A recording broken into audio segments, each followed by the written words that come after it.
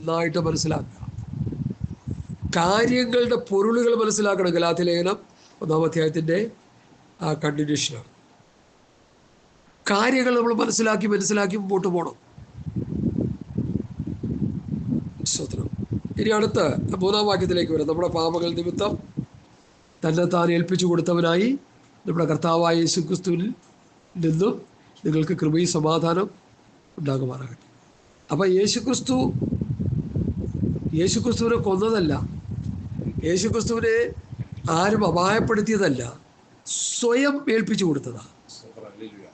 പാപികളായ നമ്മളെ രക്ഷിക്കുവാൻ ദൈവം മനുഷ്യനായി വന്ന് സ്വയം ഏൽപ്പിച്ചു കൊടുത്ത് ക്രൂശ് മരണം സ്വീകരിച്ചു. അതാണ് യേശുക്രിസ്തുവിൻ്റെ മരണത്തിൻ്റെ പ്രത്യേകത. യേശുക്രിസ്തു മരിക്കുക മാത്രമല്ല, മരിച്ചവരിൽ നിന്ന് ഉയർത്തെഴുന്നേറ്റു. അതാണ് ഒരു ക്രിസ്ത്യാനിയുടെ പ്രത്യാശ. യേശുക്രിസ്തുവിൽ വിശ്വസിക്കുന്നവന് യേശുക്രിസ്തു ഉയർത്തതുപോലെ കർത്താവിൽ വിശ്വസിക്കുന്നവനെയും കർത്താവ് ഉയർപ്പിക്കുമെന്നാണ് അവൻ്റെ പ്രത്യാശ. അത് പൗലോസ് പല ഭാഗങ്ങളിൽ പറയുന്നുണ്ട്. ദൈവം ക്രിസ്തുവിനെ ഉയർപ്പിച്ചതുപോലെ ഞങ്ങളെ ഉയർപ്പിക്കും. അതാണ് നമ്മുടെ പ്രത്യാശ. കർത്താവിൽ വിശ്വസിച്ച് ജീവിക്കുന്ന ഒരു ദൈവപൈതലിൻ്റെ പ്രത്യാശ മരണാനന്തരം കർത്താവ് നമ്മളെ ഉയർപ്പിച്ച് ആ നിത്യമായ സൗഭാഗ്യത്തിലേക്ക് നമ്മളെ എത്തിക്കും എന്നുള്ളതാണ് നമ്മുടെ ഏറ്റവും വലിയ പ്രത്യാശ. ആ പ്രത്യാശ ഇല്ലാതെ ആരെങ്കിലും ക്രിസ്ത്യ ജീവിതം നയിക്കുന്നെങ്കിൽ അതുകൊണ്ട് ഒരു പ്രയോജനമില്ലെന്ന് ഇന്ന് വൽക്കാലം മനസ്സിലാക്കണം. ഒരു വലിയ പ്രസ്ഥാനത്തിൻ്റെ ആളായിട്ട് നമുക്ക് ഇരിക്കാൻ കഴിയും, ഒരു വലിയ സംഘടനയുടെ ഒരാളായിട്ട് ഇരിക്കാൻ കഴിയും, വലിയ മെഗാ മീറ്റിങ്ങുകൾ, ക്രൂസുകൾ, കൺവെൻഷൻ എന്നും വേണ്ട ആത്മീയ സമ്മേളനങ്ങളൊക്കെ നടത്തി അവസാനം നരകക്കുഴി പോയി വീഴാനും അത് മതിയാകും. അതുകൊണ്ട് എന്നെ കേൾക്കുന്ന പ്രിയപ്പെട്ടവരെ, വലിയ സംഘടനയും വലിയ ഗ്രൂപ്പുകളും എണ്ണത്തിൻ്റെ മഹത്വമൊന്നും ആരും പറയരുത്. അതിലൊന്നും കാശിന് വിലയില്ല. ഞങ്ങളാണ് വലിയ വ്യക്തികൾ, ഞങ്ങളാണ് വലിയ സംഘടനക്കാർ, ഞങ്ങൾക്ക് ഇത്ര കോടിയുണ്ട്, ഇത്ര ലക്ഷമുണ്ട്, ഞങ്ങൾക്ക് ഇത്ര കോടിയുടെ മൂലധനമുണ്ടെന്നൊന്നും ഒരു മനുഷ്യനും പറയരുത്. അതെല്ലാം വെറും വട്ടപൂജ്യമാണ്. പൗലോസ് പഠിപ്പിച്ച 1 കൊരിന്ത്യർ ലേഖനം 15-ാം അധ്യായം പ്രകാരം ക്രിസ്തുവിൽ മരിച്ചവർ ഉയർത്തെഴുന്നേൽക്കും, ക്രിസ്തുവിൽ ജീവിച്ചുകൊണ്ടിരിക്കുന്നവർ രൂപാന്തരം പ്രാപിക്കും. ഇതാണ് പുസ്തകത്തിൽ എഴുതിയിരിക്കുന്നത്. അതിന് സഭയെ സംഘടനയൊന്നുമല്ല വിഷയം. ഇപ്പം പ്രവൃത്തി പുസ്തകത്തിൽ വീട്ടിലെ സഭകളിലാണ് കൂടി വന്നെന്ന ചരിത്രമുള്ളത്. ഇതാണ് ഞാനൊരു വലിയൊരു മനുഷ്യനോട് ഈ വിഷയം പറഞ്ഞപ്പോൾ അതിനൊരു പക്ഷേ അതാണ് ശരി, ഇതെല്ലാം കള്ളന്മാരാണെന്ന് പറയാം പുള്ളി. വീട്ടിലെ സഭ 3, 4, 5, 10 പേരൊക്കെ ഉണ്ടെങ്കിൽ വചനമെടുത്ത് നല്ല ശക്തിയോടെ പറഞ്ഞ് വിശ്വാസികളെ ആ വ്യവസ്ഥ പ്രകാരം കൊണ്ടു നടക്കാൻ പറ്റുമോ നമുക്ക്? ഇത് വലിയ സംഘടനകളിലൊക്കെ പോയി പാസ്സായിട്ടിരുന്ന അവർ പറയുന്ന വേണം പറയാൻ. എന്തെങ്കിലും അവർ ആ സംഘടനയ്ക്ക് വ്യത്യാസമായോ അല്ലെങ്കിൽ അവരുടെ നേതാക്കന്മാർക്ക് എതിരായിട്ടോ പറഞ്ഞാൽ അപ്പം കൂച്ചുവലങ്ങ് വീഴും. അതോടെ ആ ഉപദേശമെല്ലാം നിൽക്കും. പക്ഷത് സ്വതന്ത്രമായിട്ട് ദൈവവചനം പഠിക്കുകയും പഠിപ്പിക്കുകയും അങ്ങനെ വിശ്വാസികളെ ദൈവരാജ്യത്തിലേക്ക് സ്തോത്രം നടത്തപ്പെടുവാൻ സ്വതന്ത്രമായ കൂട്ടായ്മകളാണ് ഏറെ പ്രയോജനമെന്ന് ദൈവമക്കൾ ഇനിയെങ്കിലും വൈകിയ വേളയിൽ മനസ്സിലാക്കുക. അപ്പോൾ തന്നെത്താൻ ഏൽപ്പിച്ചു കൊടുത്തവനായി നമ്മുടെ കർത്താവായ യേശുക്രിസ്തുവിൽ നിന്ന് നിങ്ങൾക്ക് കൃപയും സമാധാനവും ഉണ്ടാകട്ടെ. അവനെന്നേക്കും മഹത്വം. ആമേൻ. ഇനിയാണ് നമ്മൾ പ്രാരംഭ വായിച്ച വാക്യത്തിൻ്റെ പഠനത്തിലേക്ക് നമ്മൾ വരാൻ പോകുന്നത്. ക്രിസ്തുവിൻ്റെ കൃപയാൽ നിങ്ങളെ വിളിച്ചവനെ വിട്ട് നിങ്ങൾ ഇത്ര വേഗത്തിൽ വേറൊരു സുവിശേഷത്തിലേക്ക് മറിയുന്നു. എന്താണ് ഈ വേറൊരു സുവിശേഷം? ഇനിയും അനേകർക്ക് മനസ്സിലാക്കാൻ കഴിയാതിരിക്കുന്ന ഒരു സത്യമാണ്. എന്താണ് വേറൊരു സുവിശേഷം? ശ്രദ്ധിക്കുക. കർത്താവും തൻ്റെ സ്ലീഹന്മാരും അപ്പോസ്തലന്മാരും പറഞ്ഞു പഠിപ്പിച്ച സുവിശേഷത്തിൻ്റെ വചനത്തിൻ്റെ വ്യവസ്ഥ, അതാണ് യഥാർത്ഥ സുവിശേഷം. പൗലോസ് പറഞ്ഞു, ഞങ്ങൾ ക്രൂശിക്കപ്പെട്ട ക്രിസ്തുവിനെ പ്രസംഗിക്കുന്നു. യേശു ക്രിസ്തുവിൻ്റെ ക്രൂശുമരണവും ഉയർപ്പും അതിൽ വിശ്വസിക്കുന്നവന് ആത്മരക്ഷ, അതാണ് യഥാർത്ഥ സുവിശേഷം. തിമോഥെയോസിന്റെ ലേഖനത്തിൽ പൗലോസ് പറയുന്നുണ്ട്, ഞങ്ങളോ ക്രൂശിക്കപ്പെട്ട ക്രിസ്തുവിനെ പ്രസംഗിക്കുന്നു. സുവിശേഷം എന്നതോ ദാവീദിന്റെ സന്തതിയായി ജനിച്ച് മരിച്ച് അടക്കപ്പെട്ട് ഉയർത്തെഴുന്നേറ്റ യേശുക്രിസ്തുവിനെ ഓർത്തുകൊള്ളുവിൻ, അതാകുന്നു എൻ്റെ സുവിശേഷം. ആ സുവിശേഷം യേശുക്രിസ്തു കേന്ദ്രബിന്ദുവായി നിൽക്കുന്ന സുവിശേഷത്തിൽ നിന്ന്, ആ സുവിശേഷത്തിന്റെ പത്യവചനത്തിൽ നിന്ന് ആരെന്തു പറഞ്ഞാലും അതെന്താണ്? ശപിക്കപ്പെട്ട അവസ്ഥയിലേക്ക് പോവുകയാണ്. ഇത് സഭകളെ പഠിപ്പിച്ചിരുന്നെങ്കിൽ ഇന്ന് സഭകളിൽ ഈ ദുരുപദേശത്തിന്റെ ഒരു കണിക പോലും കാണത്തില്ലായിരുന്നു. പുതിയ നിയമസഭയുടെ ആവിർഭാവം എവിടെയാ? പ്രവൃത്തി 2. പ്രവൃത്തി 2 പൗലോസ് പരിശുദ്ധാത്മാവിൽ നിറഞ്ഞ് യേശുക്രിസ്തുവിനെ കൊണ്ട് പ്രസംഗിച്ചത് ആരോടാ? യേശുക്രിസ്തുവിനെ ക്രൂശിച്ചവരോടാ പ്രസംഗിക്കുന്നത്. നിങ്ങൾ ക്രൂശിച്ച യേശുവിനെ കണ്ടോ? പണ്ട് 3 വേലക്കാരുടെ മുമ്പിൽ തള്ളിപ്പറഞ്ഞ പത്രോസ്, 3 വേലക്കാരോട് തള്ളിപ്പറഞ്ഞ പത്രോസ് ഇപ്പോൾ യേശുക്രിസ്തുവിനെ ക്രൂശിച്ചവരുടെ മുമ്പിൽ നിന്നുകൊണ്ട് എന്താ പറയണത്? You are a enemy of Christ. ക്രൂശിന്റെ ശത്രു നിങ്ങളാണ്. യേശുക്രിസ്തുവിനെ നിങ്ങളാണ് ക്രൂശിച്ചത്. ഒരു പേടിയില്ല പുള്ളിക്ക്. ധൈര്യമായിട്ട് പ്രസംഗിച്ചു കഴിഞ്ഞപ്പോൾ എന്ത് ചെയ്തു? അവര് ഹൃദയത്തിൽ ഇത് പ്രസംഗം അങ്ങനെയില്ല. ചെയ്ത തെറ്റിനെ മൂടി വയ്ക്കുന്ന പ്രസംഗങ്ങളാണ് ഇത് കേട്ടുകൊണ്ടിരിക്കുന്നത്. പിന്നെ എന്ത് കുത്തുകൊള്ളാനാ? ഇവിടെ ഒരു വിശ്വാസി സഭയിൽ വന്നിരിക്കുമ്പോൾ പ്രാർത്ഥിച്ച ആത്മനിയോഗത്താൽ ദൈവവചനത്തിലൂടെ എടുത്ത് പ്രസംഗിക്കുമ്പോൾ അവിടെ കുത്തുകൊള്ളണം. അതാണ് പ്രസംഗം. അക്ഷരാഭ്യലഭത്തെ പത്രോസാണ് നമ്മളെ പഠിപ്പിച്ചു തരുന്നത്. വലിയ MBA പഠിച്ചവരും BA പഠിച്ചവരും പിന്നെ മാസ്റ്റർ ബിരുദം എടുത്ത മാസ്റ്റർമാരെ പത്രോസാണ് പഠിപ്പിക്കുന്നത്. നിങ്ങൾ ക്രൂശിച്ച യേശുവിനെ ദൈവം ഉയർപ്പിച്ചു. അയ്യോ, ഞങ്ങളാണോ ക്രൂശിച്ചത്? ഉടനെ അവർക്ക് അനുതാപമുണ്ടായി. റിപ്പന്റന്റ് ആൻഡ് ബാപ്റ്റിസം. അവരെന്ത് ചെയ്തു? അനുദപിച്ച് മാനസാന്തരപ്പെട്ട് സ്നാനപ്പെട്ടു. അങ്ങനൊരു സിസ്റ്റം അപ്രത്യക്ഷമായിരിക്കുക. ഇപ്പോൾ വെറുതെ പിടിച്ചങ്ങ് മുക്കുക.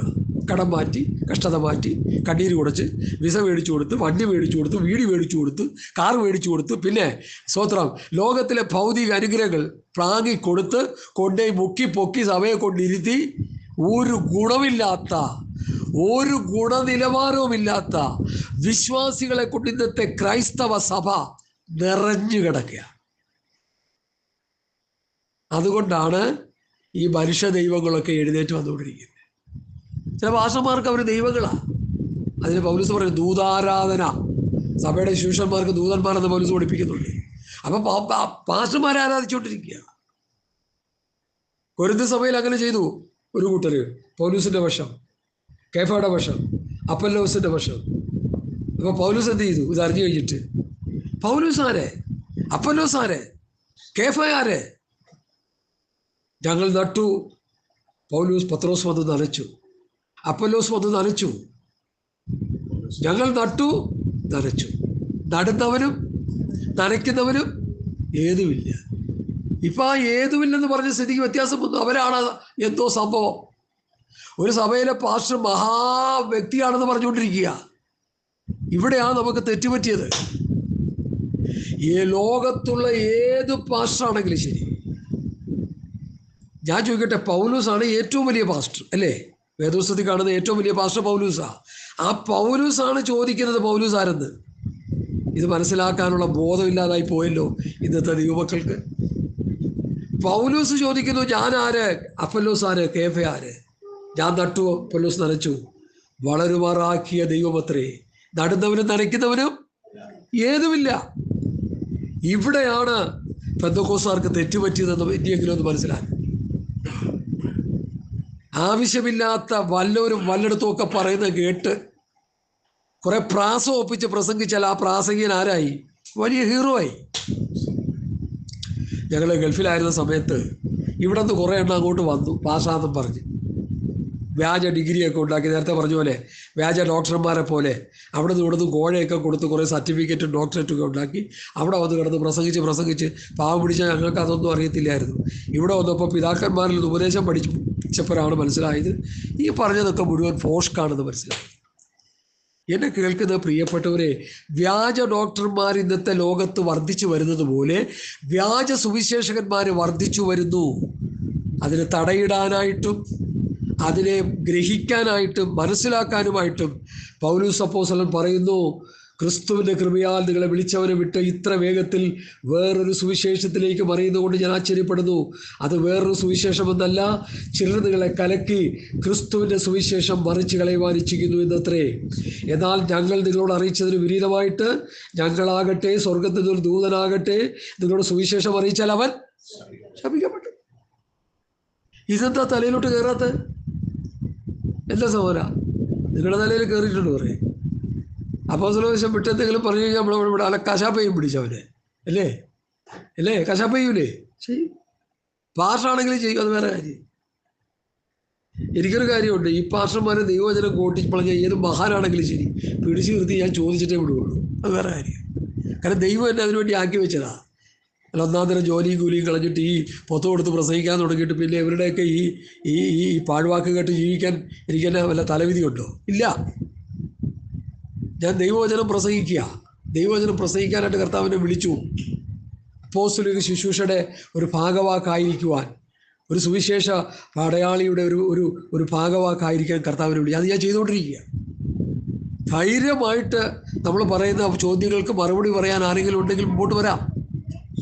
ശാന്തമായി സൗമ്യമായി വിനയത്തോടെ. വടക്കും മക്കാണത്തിനൊന്നും പോട്ട കാര്യമില്ല. നമ്മുടെ കയ്യിൽ വഴക്കം പടക്കമൊന്നുമില്ല.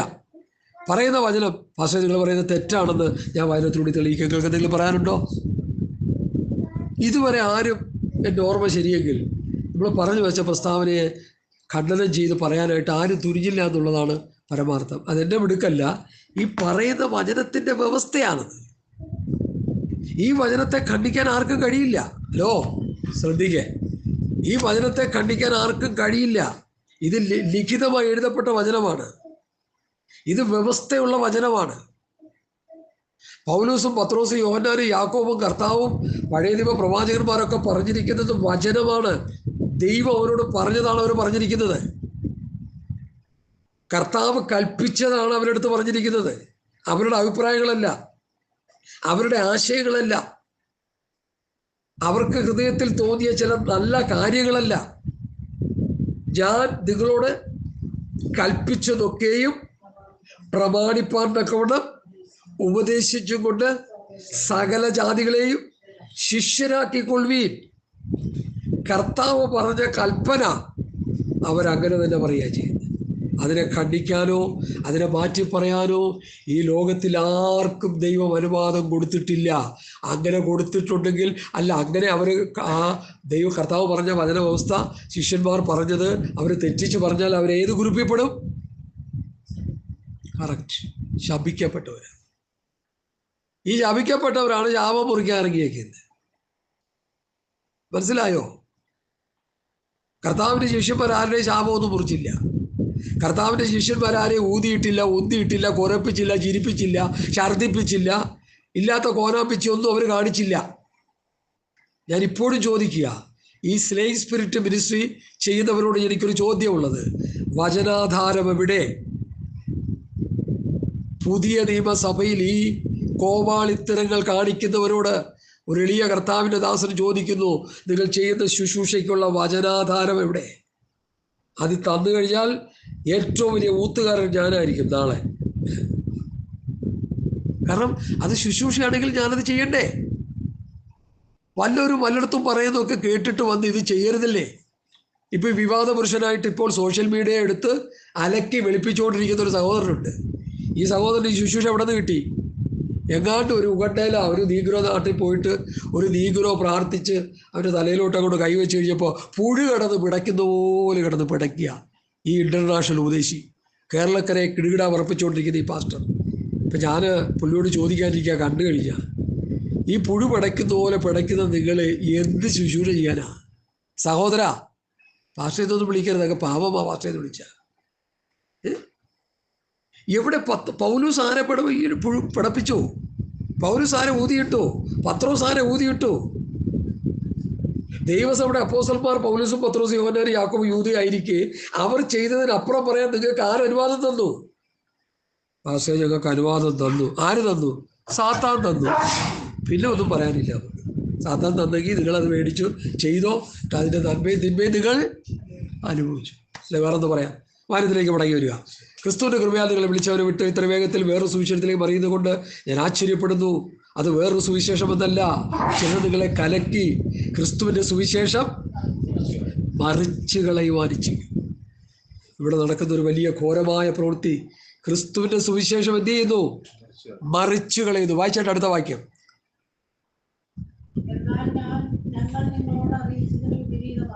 എന്നാൽ ഞങ്ങൾ നിങ്ങളുടെ എവിടെ നിൽക്കട്ടെ. ഈ ഞങ്ങൾ എന്ന് പറയുന്ന ആരാണ്? പൗലോസ്, പത്രോസ്, യോഹന്നാൻ, യാക്കോബ്, യൂദാ. കർത്താവിൻ്റെ കൂടെ നടന്ന ശിഷ്യന്മാരെ. പൗലോസ് കൂടെ നടന്നിട്ടില്ല, പക്ഷെ പൗലോസ് കർത്താവിൽ ഏറെ പ്രാപിച്ചു. കൂടെ നടന്നവരെക്കാൾ ഏറ്റവും കൂടുതൽ ശുശ്രൂഷകൾ വചന വെളിപ്പാടോടുകൂടി അറേബ്യൻ മരുഭൂമിയിൽ നിന്ന് പ്രാപിച്ചുവെന്ന് ഗലാത്യർ 1:11-12 സഹോദരന്മാരെ, ഞാൻ നിങ്ങളോട് അറിയിച്ച സുവിശേഷം മനുഷ്യമല്ല എന്ന് നിങ്ങളെ ഓർപ്പിക്കുന്നു. അത് ഞാൻ മനുഷ്യരോട് പ്രാപിച്ചിട്ടില്ല, പഠിച്ചിട്ടുമില്ല. യേശുക്രിസ്തുവിൻ്റെ വെളിപ്പാടിനാൽ അത്രേ ഞാൻ പ്രാപിച്ചത്.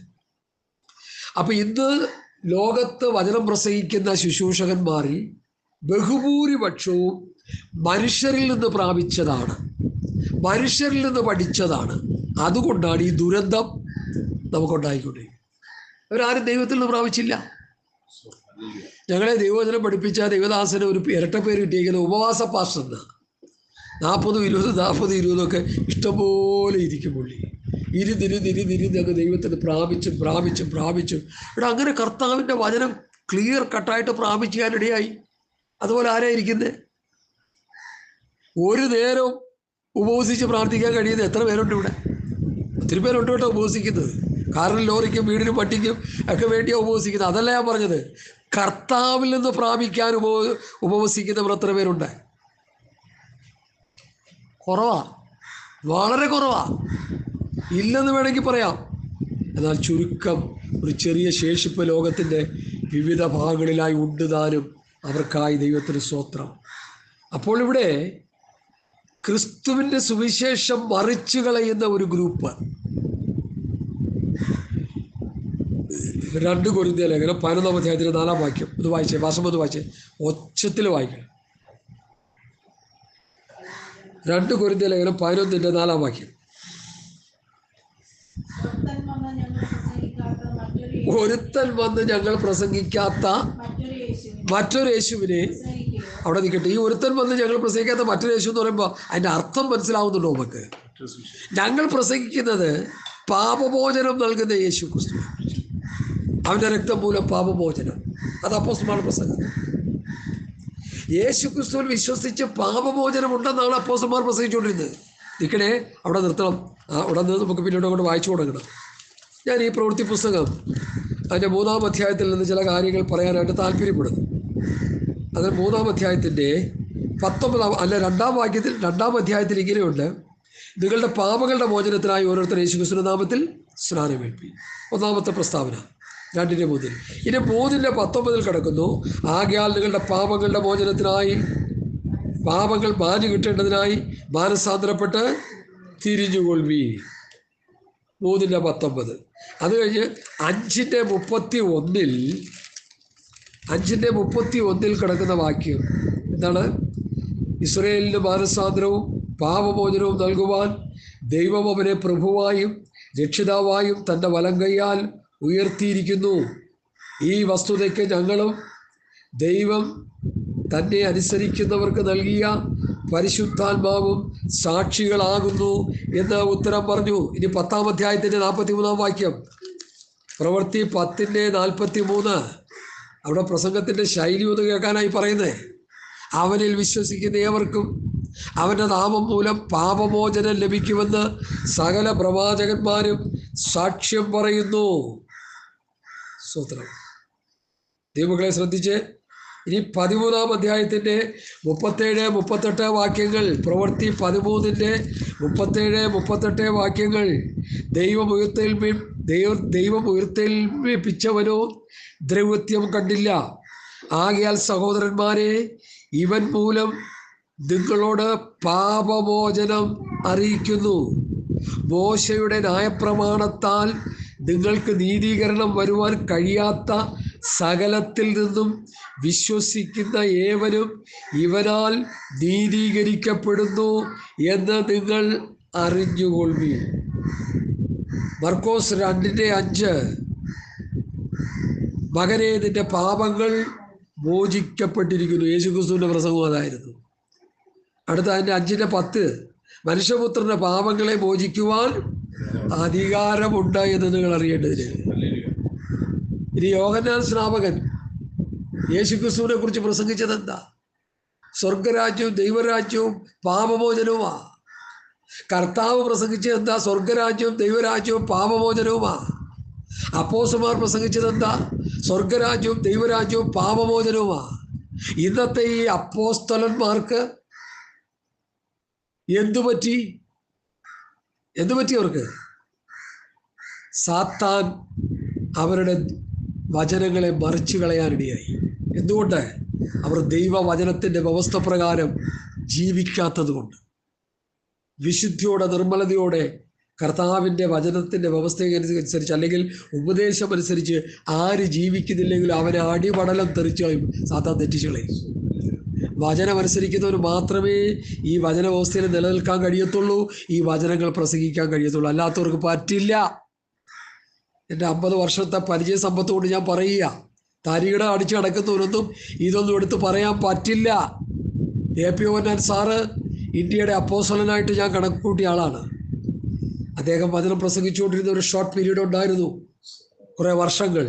അത് കഴിഞ്ഞ് ആ വ്യവസ്ഥ വിട്ടപ്പോൾ അദ്ദേഹം ചുവന്ന വസ്ത്രം ധരിച്ചു. ഈ വെളിപ്പാട് പുസ്തകത്തിൽ ഒരു വേശ്യാസ്ത്രീ ചുവന്ന വസ്ത്രം ധരിച്ചിരിക്കുന്നെന്ന് പറഞ്ഞ പോലെ ചുവന്ന വസ്ത്രവും ധരിച്ച് കയ്യിൽ പാമ്പും പിടിച്ച് കോടിക്കണക്കിന് രൂപയും സമ്പാദിച്ച് അവസാനം അകാല ചരമം പ്രാപിച്ച് ഈ ലോകത്തിൽ നിന്ന് പോയി. വചന വ്യവസ്ഥയിൽ നിലനിൽക്കുന്ന സമയത്ത് ആർക്കും ഒരു പിശാചും ആരെയും തൊടാൻ കഴിയത്തില്ല. എപ്പോഴാണ് വചന വ്യവസ്ഥ വിടുന്നോ ആ സമയത്ത് പിശാച് കയറി അറ്റാക്ക് ചെയ്യവനെ. പിന്നെ അവൻ പറയുന്നതും പ്രവർത്തിക്കുന്നതും മുഴുവൻ ഔട്ട് ഓഫ് ഓർഡർ ആയിരിക്കും. അങ്ങനെ നമ്മൾ മനസ്സിലാക്കിയാൽ മതി. ഞാൻ ആ വിഷയത്തിലേക്ക് വേഗത്തിൽ മടങ്ങി വരാൻ താല്പര്യപ്പെടുന്നു. അപ്പോൾ യേശുക്രിസ്തുവിൻ്റെ പ്രസംഗവും യോഹന്നാൻ സ്നാപകൻ്റെ പ്രസംഗവും കർത്താവ് ആക്കി വെച്ച അപ്പോസ്തലന്മാരുടെ പ്രസംഗങ്ങളും എന്തായിരുന്നു? പാപമോചനം. ആ പാപമോചനം എന്ന സബ്ജക്റ്റ് മാറ്റി ദൈവം നമ്മെ അനുഗ്രഹിക്കും, ദൈവം നമ്മെ വിടുവിക്കും, ദൈവം നമ്മെ ഉയർത്തും, ദൈവം നമ്മെ മാനിക്കും. അതാണ് ഇപ്പോഴത്തെ പ്രാസംഗികന്മാരുടെ വിധി. എന്നെ മാനിക്കുന്നവരെ ഞാൻ മാനിക്കും. ഞാൻ ചോദിക്കട്ടെ, കർത്താവിൻ്റെ ശിഷ്യന്മാർ ലോകം അവരെ മാനിച്ചോ? പറ. അവർക്ക് കസേരയിട്ട് കൊടുത്ത് അവരുടെ കഴുത്തെ പൂജണ്ട് കൊണ്ടെടുത്ത് അവരെ രാഷ്ട്രീയ നേതാക്കന്മാരെ ഇരുത്തി തല്ലി ഓടിക്കുക ചെയ്ത്?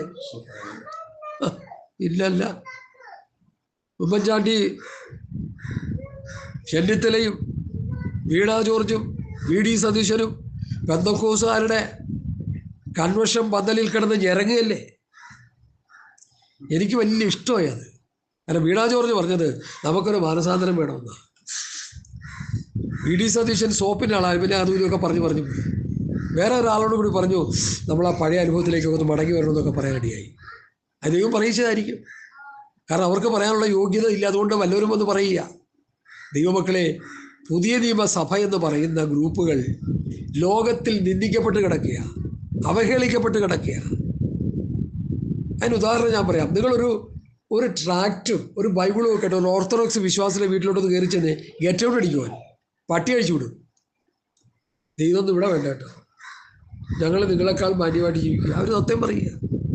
ഓർത്തഡോക്സുകാരും CSIക്കാരും മർത്തോമക്കാരും മറ്റുള്ള നാമനീയ ക്രിസ്ത്യാനികളൊക്കെ യോഗ്യമായി മാന്യമായി ജീവിക്കുന്ന ഒരു കാലമാണിത്. അവരെക്കാൾ ഏറ്റവും അധപ്പതിച്ചൊരു ഗ്രൂപ്പായി നമ്മൾ മാറിപ്പോയി. എന്തുകൊണ്ട്? ഞങ്ങൾ നിങ്ങളോട് അറിയിച്ച സുവിശേഷത്തിന് വിരുദ്ധമായി ഞങ്ങളാകട്ടെ, സ്വർഗത്തിൽ നിന്ന് ദൂതനാകട്ടെ നിങ്ങളോട് സുവിശേഷം അറിയിച്ചു. ചിലപ്പോൾ അവർ പറഞ്ഞു വെച്ച വ്യവസ്ഥ വിട്ടാണ് ഇന്നത്തെ സുവിശേഷ പ്രസംഗങ്ങൾ നടക്കുന്നത്. അതുകൊണ്ട് നാം ക്രൈസ്തവ സമൂഹം മറ്റുള്ള മുമ്പിൽ അവഹേളിക്കപ്പെട്ടവരായി മാറിയിരിക്കുക. ഹല്ലേലൂയ. ഇനി അത് പോട്ടെ, ഈത്തുകളൊക്കെ മരിച്ചു കഴിഞ്ഞാൽ അങ്ങോട്ടാണ് പോണേ. പാട്ടുപാടി പ്രാർത്ഥിച്ച് സ്വർഗത്തിൽ വിടാൻ ആളൊക്കെ കാണും. ഇപ്പം നമ്മുടെ അനിയനും മരിച്ചു കഴിഞ്ഞപ്പോൾ എന്തോ ഒരു ബഹളമായിരുന്നു അവിടെ കിടന്നു. പാട്ടുകാരൊക്കെ മരിക്കുമ്പോൾ പല പാട്ടുകാരും മരിക്കുമ്പോൾ ഞാൻ ശ്രദ്ധിച്ചുകൊണ്ടിരിക്കുക. ഇവരൊന്നും വചനവസ്തു പാലിച്ചവരൊന്നുമല്ല. ഉപദേശം അവർക്ക് ഒട്ടും അറിയത്തുമില്ല. അവർ ദൈവമായിട്ട് ബന്ധം ഉണ്ടായിരുന്നത് ഞാൻ വിശ്വസിക്കുന്നുമില്ല. ആരാണെങ്കിലും കൊള്ളാം, എനിക്കതൊന്നും ഒരു വിഷയമല്ല. കാര്യം ഉള്ളതുപോലെ പറയുക. അവരെയൊക്കെ ഞാൻ പഠിച്ചു പറയുകയാണ്. പക്ഷേ ശുശ്രൂഷമാരെന്താ പറഞ്ഞ്? ബിയൂലദേശത്ത് പോയി, പിന്നെ എവിടെ പോയി? നിത്യതയിൽ പോയി, പിന്നെ എവിടെ പോയി? ഈ ഇടയ്ക്ക് ഒരു വീണ ഫ്ലൂട്ട് വായിക്കുന്നപ്പോൾ മരിച്ചു കഴിഞ്ഞപ്പോൾ അവിടുത്തെ ഏറ്റവും വലിയ ചീഫ് മാസ്റ്റർ പറഞ്ഞത് എൻ്റെ മനസ്സിലിരിപ്പുണ്ട് ആ വിഡ്ഢിത്തം. ഞാൻ ഇപ്പോഴത് പറയാൻ താല്പര്യപ്പെടുക. സ്വർഗത്തിൽ വീണ ഫ്ലൂട്ട് വായിക്കാനായിട്ട് സ്വർഗീയ സംഗീത ഗ്രൂപ്പിൽ ഒരുത്തൻ ആബ്സെൻ്റ് ആയി പോയി പോലും. ഇയാൾക്കടെ ഭാവനയാണ്. അപ്പോൾ നമ്മുടെ സഹോദരനെ അങ്ങോട്ട് വിളിച്ചു, അല്ലാതെ വേറെ നമ്മൾ ഭാരപ്പെടേണ്ടത്. എവിടെ നിന്ന് കിട്ടി ഉപദേശം? ഈ പുഴുക്ക് ഉപദേശം എവിടെ നിന്ന് കിട്ടി? ഈ കൊള്ളരുതാത്ത ഉപദേശം എവിടെ നിന്ന് കിട്ടി ഇയാൾക്ക്? ഇയാളുടെ തലമണ്ടയെ സാത്താൻ ഉപയോഗിച്ചുകൊണ്ടിരിക്കുക, അല്ല വേറെന്താ? കോട്ടൺ ടൈയൊക്കെ ഉണ്ട് കേട്ടോ, അത് നോക്കി നിങ്ങൾ ഭാരപ്പെടല്ലേ. ഇവരൊക്കെ, ഞാൻ സാധാരണ പറയും, നിങ്ങളൊക്കെ സിനിമാ ഫീൽഡിലേക്കൊക്കെ പോകും, വല്ല സീരിയലൊക്കെ അഭിനയിക്കാൻ പോകും. നിങ്ങളൊക്കെ അത്ര സുന്ദരന്മാരും സുമുഖന്മാരുമാണ്. ചിലരൊക്കെ പറയണത് തേജസ് കൂടാൻ വേണ്ടി ഒരു കള്ളൻ. അതിങ്ങനെ പറയുന്നത് ക്ഷമിക്കണേ, കള്ളപ്രവാചകന്മാർ ദുരുപേക്ഷകന്മാർ എന്ന നിലയിലാണ് ഞാൻ കള്ളനെന്ന് പറയുന്നത്. സ്വത്രം, അല്ലാതെ കള്ളനെന്ന് പറയുകയല്ല. ഏറ്റവും വില കൂടിയ ക്രീം വാങ്ങി മുഖത്ത് തേച്ചപ്പോൾ ആരാണ്ടൊരുത്തും ചോദിച്ചു, അത് കാണുന്നവർ കണ്ടോട്ടെ, തേജസ്സിൻ്റെ അനുഭവത്തിൽ നിന്നാണ് പ്രസംഗിക്കുന്നത്. ഒരു വൃത്തം പറയുക. ആ പുസ്തകം ഞാനും പ്രസംഗിച്ചുകൊണ്ടിരിക്കുന്നേ. ഇതാരോടായി പറയുന്നേ? എന്തിനാ ഇതൊക്കെ പറയുന്നേ? അവരുടെ ജീവിത രീതികളെ എടുത്ത് പുറത്തു പറയുകയാണെങ്കിൽ തല താഴ്ത്തി ലജ്ജിക്കേണ്ടി വരും നമ്മൾ. അത്ര ഹീനമായ വൃത്തികെട്ട ജീവിതത്തിൻ്റെ ഉടമകളാണ് ഈ പറയുന്ന പ്രിയപ്പെട്ടവർ. ഞാനൊന്ന് പറഞ്ഞവരെ പരസ്യകോലമാക്കാൻ ആഗ്രഹിക്കുന്നില്ല. ഒരു കാര്യം മാത്രം ഞാൻ തറപ്പിച്ച് പറയാൻ ആഗ്രഹിക്കുന്നു. അത് പൗലൂസ് പഠിപ്പിച്ചത് എന്താണ്? ഞങ്ങൾ നിങ്ങളോട് അറിയിച്ചതിന് വിപരീതമായി ആരെങ്കിലും നിങ്ങളോട് സുവിശേഷം അറിയിച്ചാൽ അവൻ, അപ്പോസ്തലന്മാർ പറഞ്ഞു വെച്ചിരിക്കുന്ന ഉപദേശത്തിന്റെ വ്യവസ്ഥ വിട്ട് ആരെങ്കിലും, ഏത് മഹാനാണെങ്കിലും അവൻ സുവിശേഷം അറിയിച്ചാൽ അവൻ ശപിക്കപ്പെട്ടവൻ. ഞങ്ങൾ മുൻ പറഞ്ഞതുപോലെ പിന്നെയും പറയുന്നു, ഞങ്ങൾ അറിയിച്ച സുവിശേഷത്തിന് വിരോധമായി ആരെങ്കിലും നിങ്ങളോട് സുവിശേഷം അറിയിച്ചാൽ, ആ രണ്ട് പ്രയോഗങ്ങളിൽ അതിൻ്റെ ഇടയിൽ കിടക്കുന്ന ഒരു പ്രയോഗം ഞാൻ എടുത്തു തരാൻ പോവാ. നിങ്ങൾക്കത് പറയാമോ ഏതാന്ന്? താഷമെന്ന് പറഞ്ഞേ, അത് വായിച്ചിട്ട് ആക്കറിയാം. സ്വർഗത്തിൽ നിന്നൊരു ദൂതനാകട്ടെ, ആ പ്രയോഗം. നിങ്ങളോട് സുവിശേഷം അറിയിച്ചാൽ അവൻ, അതിൻ്റെ അർത്ഥം എന്താ? ഒരു ദൂതനെ പോലെ ജീവിക്കുന്ന ആളായിരിക്കാം. ഒരു ഇതുമില്ലാത്ത, ഒരു ആരെയും പാപം ചെയ്യാതെ തെറ്റൊന്നും ചെയ്യാതെ, ആ ഒരു പാസ് ഒരു ദൂതനെ പോലെയാണ്. ചിലർ പറയാറില്ല, അങ്ങനെ പറയാറുണ്ട്. ഒരു ദൈവദൂതനെ പോലെ ഇരിക്കുന്നൊക്കെ പറയും.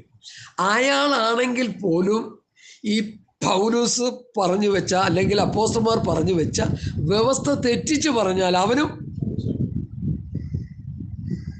അങ്ങനെ വചനം പഠിക്കുന്നത്. ഞങ്ങളൊക്കെ അങ്ങനെ പഠിച്ചു, അതുകൊണ്ടാണ് പറയുന്നത്. നല്ല സംസാരമായിരിക്കാം, നല്ല വിനയഭാവമായിരിക്കാം, നല്ല സ്നേഹമായിരിക്കാം. കൊച്ചുങ്ങളെ കൊണ്ട് ആ പാഷന്മാരുടെ അടുത്തൊക്കെ വന്നപ്പോൾ, മോനെ എന്തെടുക്കുന്നു തട്ടി. അപ്പോൾ അതൊക്കെ കാണുമ്പോൾ നമ്മൾ വിചാരിക്കും, അയ്യോ ദൂതനാണ്. അതൊക്കെ നല്ല കാര്യങ്ങളാണ്, തെറ്റാന്ന് ഞാൻ പറഞ്ഞു വരികയല്ല. പക്ഷെ ആ വ്യക്തിയാണെങ്കിലും അപ്പോസ്തലൻ പറഞ്ഞു വെച്ച വ്യവസ്ഥ തെറ്റിച്ചു കഴിയുമ്പോൾ അവരാരായി? ശപിക്കപ്പെട്ടു. ഈ നിലയിൽ നമ്മൾ കാര്യങ്ങൾ മനസ്സിലാക്കിയില്ലെങ്കിൽ നമ്മളെ സാത്താന് തെറ്റിക്കാൻ വളരെ നിഷ്പ്രയാസം കഴിയുമെന്ന് ഞാൻ വിശ്വസിക്കുക. ഒരു വ്യക്തിയെ നോക്കിക്കൊണ്ടല്ല, വിനയമുള്ള ആളായിക്കോട്ടെ, സൗമ്യനായിക്കോട്ടെ, എപ്പോഴും ചില പറഞ്ഞൊക്കെ പുള്ളി ചിരിച്ചോണ്ടേയിരിക്കുള്ളൂ. അതുകൊണ്ട് എന്താ കാര്യം? ചിരിച്ചോണ്ടിരുന്നിട്ട് എന്താ കാര്യമൊന്ന്? ഇപ്പം ചിരിപ്പിക്കുന്ന ഗ്രൂപ്പ് ഇറങ്ങിയിട്ടുണ്ടല്ലോ, അങ്ങോട്ട് ചെന്ന് നോക്കിയേ. ഒന്ന് കൈ ഇങ്ങനെ എടുത്തു കഴിഞ്ഞാൽ അവൻ കൊക്കൊക്കെ വെച്ചോണ്ടിരിക്കും, മണിക്കൂറുകളോളം ചിരിച്ചോണ്ടിരിക്കും. അതുകൊണ്ട് എന്താ കാര്യം? പുസ്തകമനുസരിച്ച് ജീവിക്കണ്ടേ? പ്രിയമുള്ളവരെ, ഈ വ്യർത്ഥമായ കാര്യങ്ങളുടെ പുറകെ നിങ്ങൾ ആരും പോകരുത്. കർത്താവ് നമുക്ക് തന്നിരിക്കുന്ന വചനത്തിൻ്റെ വെളിപ്പാടുകൾ, അതങ്ങനെ തന്നെ അപ്പോസ്തലന്മാർ തരുന്ന വചന വെളിപ്പാടുകൾ, അതനുസരിച്ച് ആ വചനവസ്തുപ്രകാരം നമ്മൾ ജീവിക്കുമ്പോൾ മാത്രമേ നമുക്ക് ആത്മരക്ഷ പ്രാപിക്കാൻ കഴിയത്തുള്ളൂ. അല്ലെങ്കിൽ നമ്മൾ ശാപമേൽക്കാൻ ഇടയായിത്തീരും. ഈ ശാപമേറ്റ വിശ്വാസിയെ എങ്ങനെ തിരിച്ചറിയാൻ പറ്റും? അവൻ്റെ പ്രവൃത്തികളിലൂടെ, അവൻ്റെ പ്രാർത്ഥനാ ജീവിതമില്ലായ്മ അവസ്ഥ, അവൻ്റെ വചനധ്യാനമില്ലാത്ത അവസ്ഥ, അവൻ്റെ ജീവിതത്തെ സസൂക്ഷ്മം വീക്ഷിച്ചാൽ നമുക്കത് മനസ്സിലാക്കാൻ പറ്റും. പിന്നെ അവസാനം മനസ്സിലാകുന്നത് ആള് നരകത്തിൽ പോയി കഴിയുമ്പോൾ മനസ്സിലാവും ആള് പോയെന്ന്. അതുകൊണ്ട് ഈ അപ്പോസ്തലന്മാർ പറഞ്ഞു വെച്ചിരിക്കുന്ന വചന വ്യവസ്ഥ നമ്മൾ ആഴത്തിൽ പഠിച്ച് ആ വചനത്തിൻ്റെ വ്യവസ്ഥയിൽ നമ്മൾ നിലനിൽക്കണം. അടുത്ത് 10-ാം വാക്യം വായിച്ചേ. ഗലാത്യർ 1:10. ആ ആ